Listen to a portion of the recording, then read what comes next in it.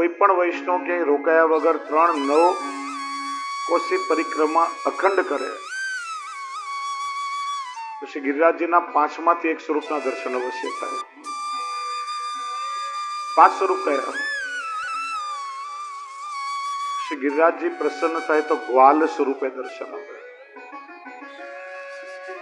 તમે અષ્ટસખાના ચરિત્ર પણ વાંચો તો દિવસે સખાનું સ્વરૂપ અને રાત્રે લીલામાં સખીનું સ્વરૂપ હોય છે. પણ શ્રી ગિરિરાજજી એકમાત્ર એવું સ્વરૂપ છે કે દિવસ કે રાત પુરુષ દેહથી સતત ભગવદ લીલામાં પ્રભુની સાથે પ્રભુની સેવામાં તત્પર છે. એટલે શ્રી ગિરિરાજજીને સુખ નિધિ પણ કહેવાય છે. હરિદાસ વર્ય પ્રભુના સેવકોમાં વર્ય એટલે શ્રેષ્ઠ છે. અનેક પ્રકારે પ્રભુની સેવા કરી અને પ્રભુના સુખનો વિચાર કરે છે. બીજું શ્રી ગિરિરાજજીનું સ્વરૂપ છે ગૌ સ્વરૂપ. તમે પરિક્રમા કરી રહ્યા હો ને ક્યાંક સુંદર અલૌકિક એવી ગાયના દર્શન થાય, અનુભૂતિ થાય, સમજો કે ગાય સ્વરૂપે શ્રી ગિરિરાજજીએ દર્શન આપ્યા છે. ગૌ સ્વરૂપ છે એટલા માટે તો પૂછડી પણ છે. જેમ ગાય પોતાના 4 થનથી પોતાના વાછરડાનું પોષણ કરે છે, એમ શ્રી ગિરિરાજજી ના પણ 4 થન નામ રૂપ લીલા અને ધામ એનાથી પોતાના ભક્તોનું પોષણ કરે છે. શ્રી ગિરિરાજજી ગૌ સ્વરૂપ કેમ ધારણ કરે છે? તો ગઈકાલે જે વત્સાપરણ લીલાનું આપણે શ્રવણ કર્યું કે બ્રહ્માજી ગોપ બાળકોને વાછરડાનું હરણ કરીને લઈ ગયા અને એટલા સ્વરૂપ ઠાકોરજીએ ધારણ કરી દીધા. તો એ નાના નાના વત્સ સ્વરૂપે, વાછરડા સ્વરૂપે ઠાકોરજી પોતે ગિરિરાજજીની તળેટીનું જે કોમળ ઘાસ સરોગ્યા એ પ્રભુની અધર સુધાનું પાન કરવા માટે શ્રી ગિરિરાજજી ગૌ સ્વરૂપ ધારણ કરે છે.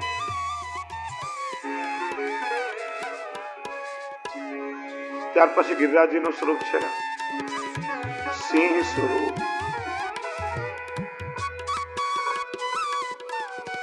સિંહ શાસન કરતા છે, વનનો રાજા છે એટલે રાજાનો આશ્રય કરે એને અભય મળે.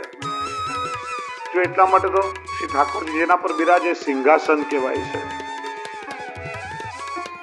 સિંહ સ્વરૂપે પ્રભુના ભક્તોને અભય આપી અને પ્રભુની સન્મુખ કરે છે, એમને નિર્ભય બનાવે છે. ચોથું સ્વરૂપ છે શ્વેત ભુજંગ, સર્પ સ્વરૂપ.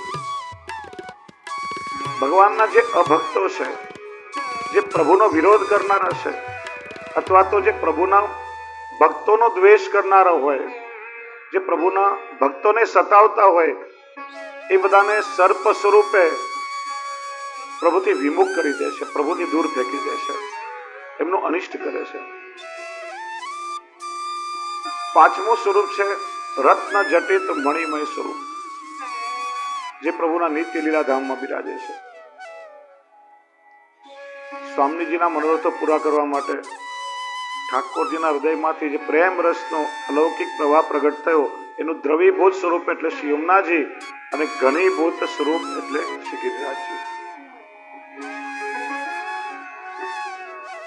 પ્રસંગ આવે છે નારદજી એકવાર ઠાકોરજીને પૂછ્યું,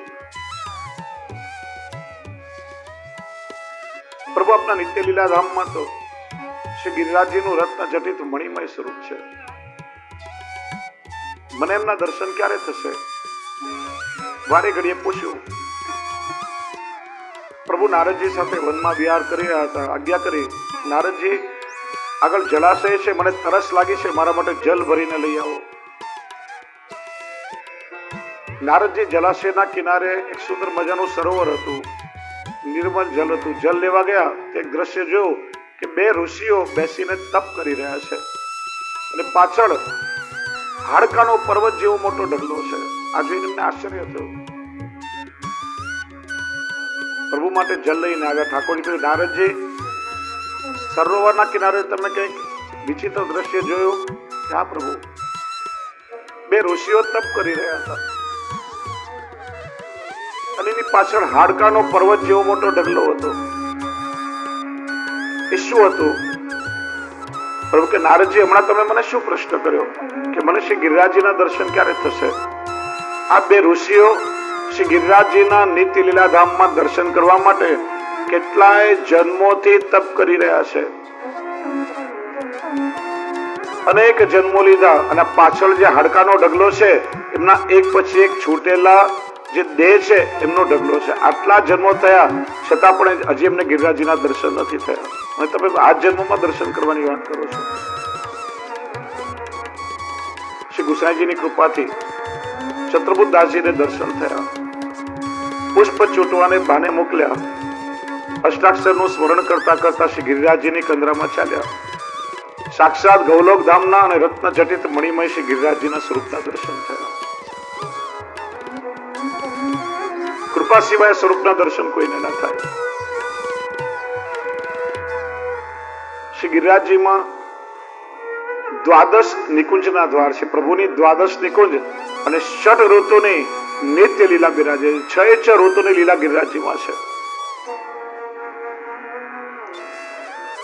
એટલા માટે વૈષ્ણવનો અનુભવ હશે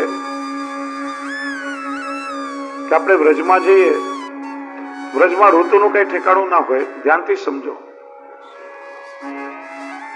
ઘણી દંડવતી પરિક્રમા અમે કરી છે. ફેબ્રુઆરીમાં કરી, ડિસેમ્બરમાં કરી. 3 ઋતુનો અનુભવ થાય. જે વૈષ્ણવ લીલી પરિક્રમા કરે એમને ખ્યાલ હોય અનરાધાર વરસાદ પણ આવે, ગરમી પણ સહન કરવી પડે અને યાત્રા પૂરી થતા કડાકાની ઠંડી પણ હોય. ફોરકાસ્ટ ડિપાર્ટમેન્ટ વાળા, હવામાન ખાતા વાળાનું પણ વ્રજમાં ન ચાલે. અચાનક ઋતુ બદલાઈ જાય. એનું કારણ શું? કે શ્રી ગિરિરાજજીમાં ઠાકોરજીની નિત્ય લીલા છે. એટલા માટે જો મેં કહ્યું ને કે આપણે ઠાકોરજીને વ્રજગમનની વિજ્ઞપ્તિ કરીએ છીએ. હૃદય સાથે પ્રભુને લગાડીને તમે શૈયામાં પોડાડો ને ઠાકોરજી સીધા વ્રજમાં પધારે. એટલા માટે તો સાંજના સમયે શ્રી ગિરિરાજજીને શ્રીનાથજીના શૃંગાર થાય છે. પ્રભુ નિકુંજમાં વિહાર કરવા પધારે. ઠાકોરજીને જે સમય જેવી લીલા કરવી હોય ને એવી ઋતુથી આપોઆપ પ્રગટ થઈ જાય છે. પ્રભુની ઈચ્છાથી ત્યાં ઋતુ બદલાય. 6 ઋતુની નિત્ય લીલા શ્રી ગિરિરાજજીમાં બિરાજે છે. એટલે શ્રી ગિરિરાજજીમાં અખંડ પ્રભુની લીલા છે. શ્રીનાથજીનું પ્રાગટ્ય પણ શ્રી ગિરિરાજજીની કંદરામાંથી થયું છે. સ્વયં યશોદાજી જે સ્વરૂપની સેવા કરી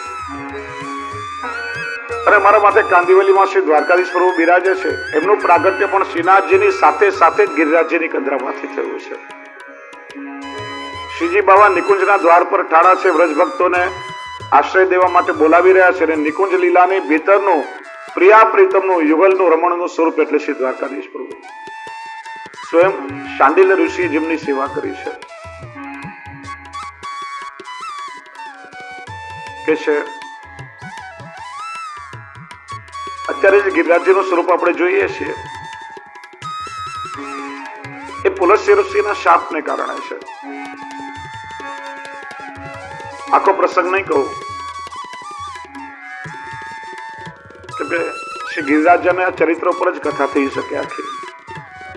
પણ એમને જે શાપ મળ્યો કે દરરોજ તલભાર ઘટશો, આ શાપને આશીર્વાદ માન્યો.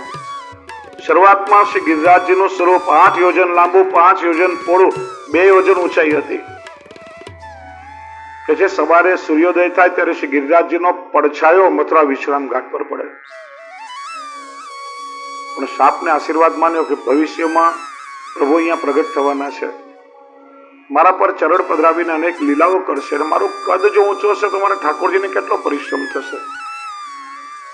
પ્રભુના સુખ માટે પોતાનું કદ નાનું કર્યું એને આશીર્વાદ માન્યો છે. સારસ્વત કલ્પમાં જયારે પ્રભુ પ્રગટ થયા ત્યારે 14 કોષ લંબાઈ, 4 કોષ પહોળાઈ હતી. હાલમાં કેવલ આખી પરિક્રમા 7 કોષની છે. ઊંચાઈ 101 ફૂટ જેટલી રહી ગઈ છે. પહોળાઈ પણ બહુ ઓછી છે. દરરોજ તલભાર ભૂમિમાં સમાતા જાય છે. અને શ્રી ગિરિરાજજી જયારે ભૂતલ પરથી અલોપ થઈ જશે ત્યારે કલિયુગનો પ્રારંભ થશે એવું કહે છે. જયારે નિત્ય લીલામાં પ્રગટ થયા ત્યારે 100 શિખરો હતા એટલે નામ થયું સતશૃંગ. ગોવર્ધન કહેવાયા. અને એમનું અલૌકિક સામર્થ્ય જોઈ બધા જ પર્વતના આધિદૈવિક સ્વરૂપોએ પૂજન કરી ગિરિરાજ એવી પદવી આપી, ત્યારથી ગોવર્ધન ગિરિરાજ કહેવાયા છે. વર્તમાન સમયમાં 3 શિખર છે. આદિ શિખર રાધાકુંડ થી દાનઘાટી સુધી, જ્યાં ઠાકોરજી સારસ્વત કલ્પમાં લીલા કરી છે. ત્યાર પછી મધ્ય શિખર ગોવર્ધન થી સુરભી કુંડ સુધી, જ્યાં પ્રભુ અત્યારે લીલા કરી રહ્યા છે. અને બ્રહ્મ શિખર સુરભી કુંડ થી અપ્સરા કુંડ સુધી, કે જે હવે પછી ઠાકોરજી ત્યાં લીલા કરશે. શ્રી ગિરિરાજજી નું સ્વરૂપ ભક્ત દુઃખ નિવારક સ્વરૂપ છે. જો વૈષ્ણવ આપણે ત્યાં કોઈ લૌકિકમાં કષ્ટ આવે, જીવ છે, સુખ દુઃખ તો જીવનમાં ચાલ્યા કરે. વૈષ્ણવ ઠાકોરજીની માનતા ક્યારેય ના માને, પ્રભુની માનતા ના લેવી, પ્રભુને પરિશ્રમ ના દેવાય. સેવક ધર્મ છે. જીવ ગિરિરાજજીને વિનંતી કરી શકે. અને ગિરિરાજજી એટલા કૃપાળુ છે કે આપણે શ્રી ગિરિરાજજીને વિનંતી કરીએ તો ભક્તના અનેક પ્રકારના કષ્ટ શ્રી ગિરિરાજજી કૃપા કરીને દૂર કરે છે. પ્રગટ સ્વરૂપે બિરાજે છે. શ્રી ગિરિરાજજીના ચરણમાં આપણે વંદન કરીએ. 28મા અધ્યાયમાં સુખદેવજી કહે છે, એકવાર નંદરાયજીએ પ્રભુની ઉપાસના કરી, એકાદશીનો વ્રત કર્યો. વહેલી સવારે પરોઢીએ યમુનાજીમાં સ્નાન કરવા માટે ગયા. વરુણના દૂતો નંદરાયજીને પકડી વરુણ લોકમાં લઈ ગયા. નંદરાયજી જયારે યમુનાજીમાંથી પાછા બહાર ન નીકળ્યા, ગોવાળિયાઓ ગભરાયા. પ્રભુને આવીને કહ્યું, ભક્તોના અભયદાતા પ્રભુ સ્વયં વરુણ લોકમાં પધાર્યા છે. વરુણ લોકપાલે પ્રભુની પૂજા કરી, વિનંતી કરી, પ્રાર્થના કરી. અદ્ય મે નિવૃતો દેહો યથાર્થો દિગત પ્રભો ત્વત્પાદ ભાજો ભગવન વાપો પાર્વધ્વન. આજે મારો જન્મારો સફળ થયો, મારો આ વરુણ લોક પવિત્ર થયો. જે આપના ચરણ દેવોની દુર્લભ છે, એ આપના ચરણ મારા વરુણ લોકમાં પધાર્યા છે. મારા સેવકો વિવેક વગર, સમજ્યા વિચાર્યા વગર આપના પિતાશ્રીને લઈ આવ્યા, મને ક્ષમા કરો.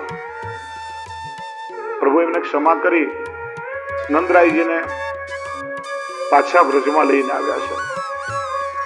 અત્યાર સુધી પ્રભુએ પોતાનું અપાર મહાત્મ્ય પ્રગટ કર્યું છે. પ્રભુના સ્વરૂપને બધા ઓળખ્યા છે.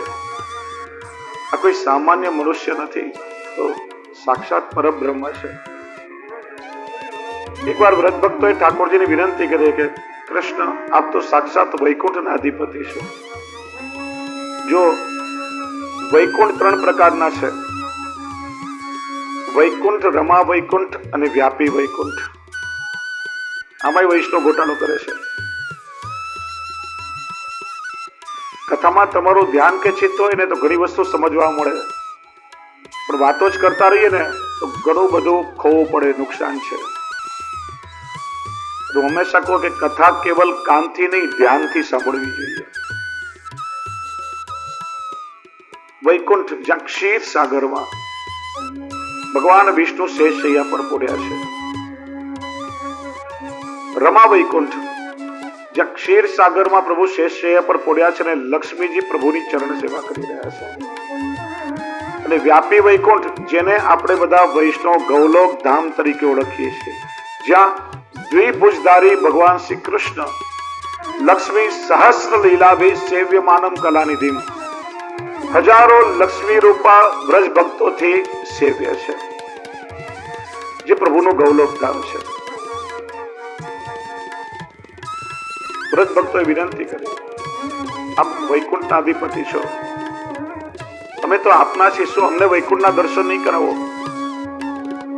ઠાકોરજી કહ્યું, નેત્ર બંધ કરો. બધા આંખો બંધ કરી અને જીવતા જ એમને વૈકુંઠના દર્શન કરાવી અને મોક્ષની અનુભૂતિ કરાવી છે. રમા વૈકુંઠમાં જીવનો મોક્ષ થાય. વ્યાપી વૈકુંઠમાં સાક્ષાત ભગવત સેવાનો અધિકાર મળે છે. દેવોની પણ ગતિ ત્યાં સુધી નથી. મોક્ષ એટલે પ્રભુમાં લય થવો, પણ એમાં ભગવત સ્વરૂપાનંદની અનુભૂતિ નથી. અને ઠાકોરજી તો એમને પરમાનંદનું દાન દેવા માંગે છે,